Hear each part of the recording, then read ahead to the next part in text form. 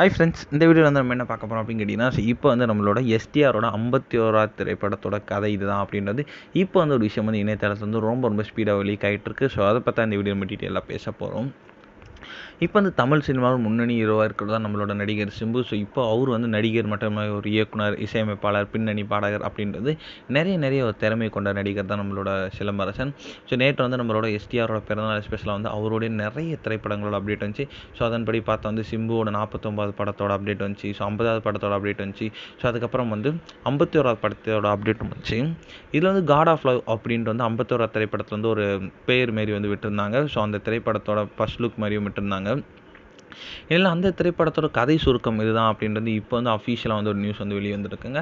அதாவது என்ன அப்படின்னு கேட்டிங்கன்னா, காதல் இருக்கும் பயணத்தில் தான் கடவுள் பூமிக்கு வருவதில்லை, மீறி அவன் பூமி வந்தால் என்ன நடக்கும் என்பது தான் இந்த திரைப்படத்தின் கதை சுருக்கம் அப்படின்ட்டு. ஸோ இதுலேருந்து என்ன தெரியுது அப்படின்னு கேட்டிங்கன்னா, ஸோ நம்மளோட சிலம்பரசன் வந்து இந்த திரைப்படத்தை வந்து கடவுளாக வந்து நடிச்சிருக்காங்க அப்படின்றது இப்போ வந்து ஒரு நியூஸ் கிடச்சிருக்கு. ஸோ இது சப்போஸ் வந்து கடவுள் வந்து பூமிக்கு வந்தால் என்ன ஆகும் அப்படின்ற ஒரு கதை தான் வந்து இந்த திரைப்படத்தில் வந்து எடுத்திருக்காங்க அப்படின்றது இப்போ நியூஸ் கிடச்சிருக்குங்க.